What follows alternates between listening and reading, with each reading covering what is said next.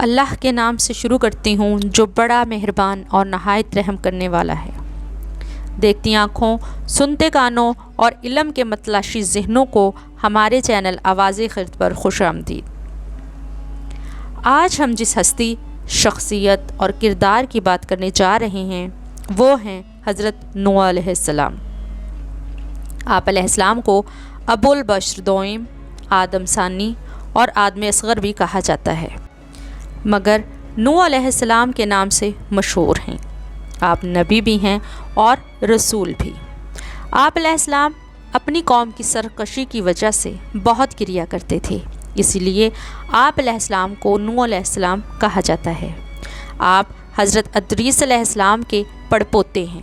آپ کے والد کا نام لم اور والدہ کا نام فینوس بنت کامل ہے۔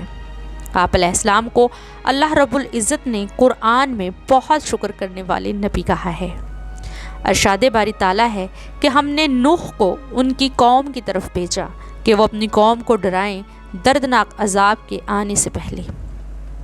آپ علیہ السلام نے اپنی قوم سے فرمایا کہ میں تم کو واضح ڈر سنانے والا ہوں اور تم اللہ کی عبادت کرو، اس کے غضب سے ڈرو اور میری پیروی کرو۔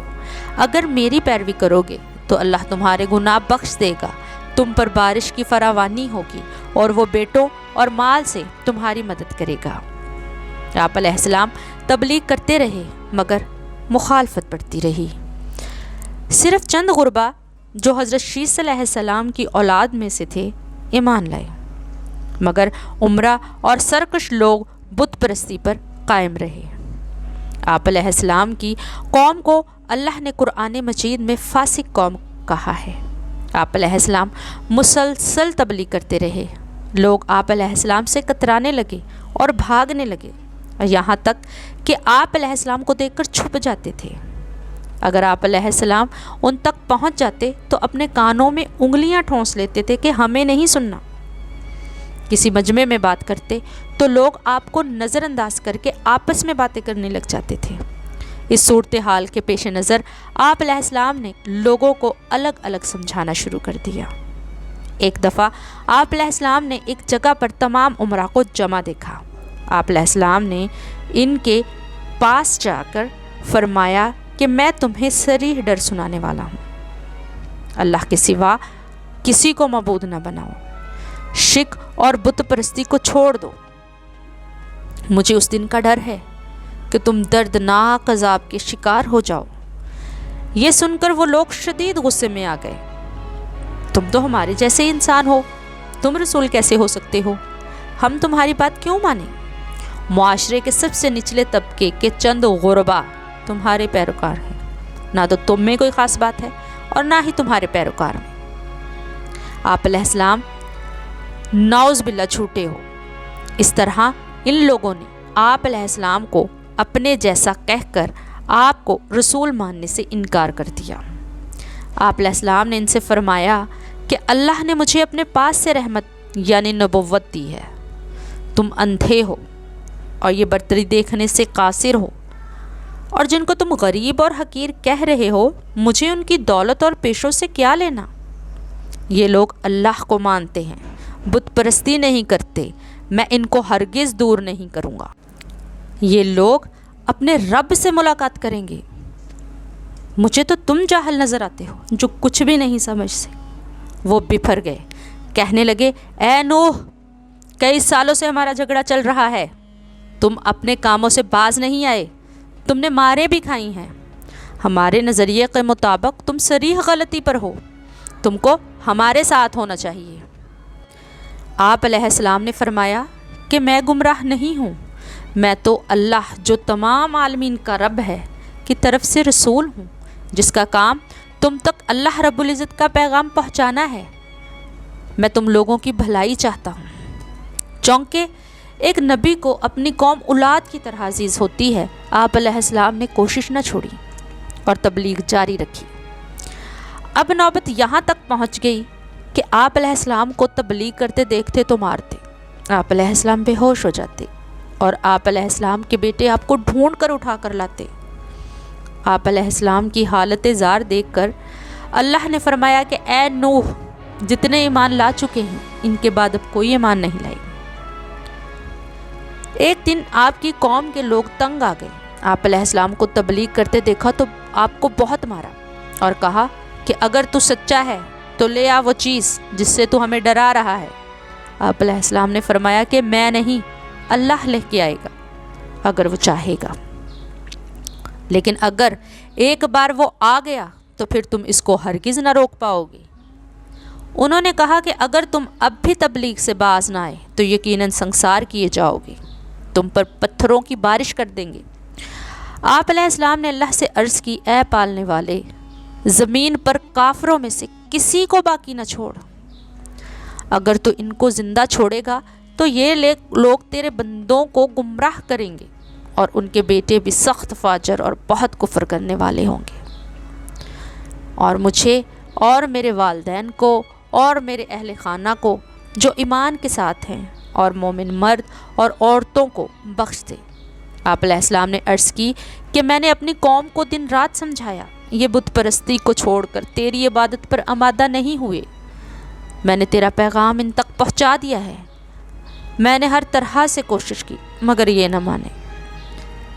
اللہ نے فرمایا کہ ہماری حفاظت میں ہماری ہدایت کے مطابق ایک سفینہ بناؤ، اب اس مقصد کے لیے لکڑی درکار ہے۔ بعض روایات کے مطابق شیشم اور بعض کے مطابق خرمے کے درخت اگانے کے لیے آپ کمر بستہ ہو گئے۔ اس پر بھی وہ مذاق اڑاتے، کیا ہوا، نبوت چھوڑ دی؟ تب تک آپ علیہ السلام کی عمر تقریباً 900 سال کے قریب ہوگی۔ کہتے ہیں کہ اس عمر میں کون درخت لگاتا ہے؟ آپ علیہ السلام نے پھر بھی اس عمل کو جاری رکھا۔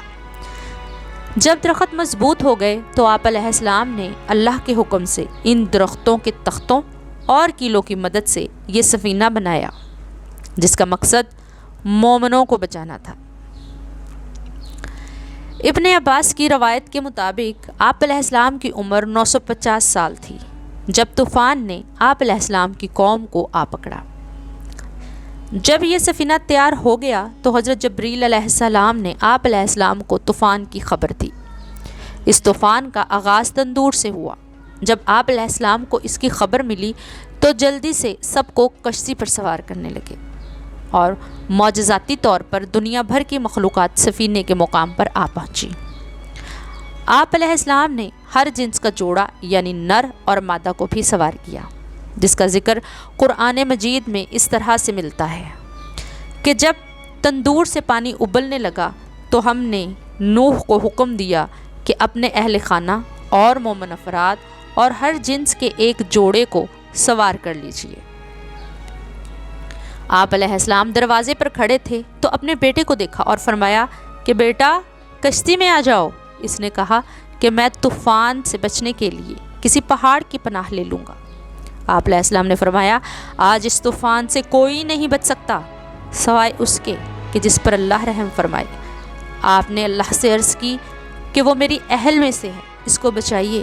اللہ پاک نے فرمایا کہ وہ تیری اہل میں سے نہیں ہے، کفر کرنے والا ہے، مجھ سے ایسا سوال نہ کر جس کے بارے میں علم نہیں رکھتے۔ آپ علیہ السلام نے اس پر اللہ سے معافی طلب کی اور آپ علیہ السلام کا بیٹا اور بیوی اس عذاب کا شکار ہو گئے۔ 40 دن تک یہ طوفانی بارش ہوتی رہی، زمین سے بھی پانی نکلتا رہا اور آسمان سے بھی پانی گرتا رہا۔ یہ کشتی خانہ کعبہ کا طواف کرتی ہوئی دنیا میں گھومتی رہی، ساری دنیا پانی سے بھر گئی۔ کچھ روایات کے مطابق 6 ماہ اور کچھ کے مطابق 1 سال تک پانی کی سطح پر تیرتی رہی اور بالآخر موصل کے قریب جودی پہاڑ پر آ کر رکی۔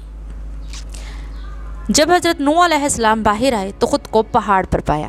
آپ علیہ السلام نے زمین کے حالات معلوم کرنے کے لیے کوے کو بھیجا جو واپس نہ آیا، پھر کبوتر کو بھیجا اور بعض روایات میں کبوتر کی بجائے فاختہ کا ذکر ملتا ہے اور یہ مشہور بھی ہے، اور آج بھی اس کو محبت اور امن کی علامت سمجھا جاتا ہے۔ آپ علیہ السلام اور آپ کے حواری جو کہ 80 افراد تھے نیچے اتر آئے اور طوفان کے بعد پہلی بستی جسے قریۃ السمانین کہا جاتا ہے بسائی۔ انہوں نے سب سے پہلے اللہ پاک کا گھر بنایا، پھر ہر فرد کے لیے الگ الگ گھر بنایا۔ ایک روایت کے مطابق وہاں ایک وبا آئی اور حضرت نوح علیہ السلام، ان کے بیٹوں اور ان کی بیویوں کے علاوہ سب مر گئے، اور یہ شہر آہستہ آہستہ ختم ہو گیا، مگر کشتی بچی رہی جسے قدرت نے چھپا لیا۔ ابن عباس سے روایت ہے کہ آپ علیہ السلام اس کے بعد 60 سال تک زندہ رہے اور اپنے بیٹوں کی مکمل تربیت کی۔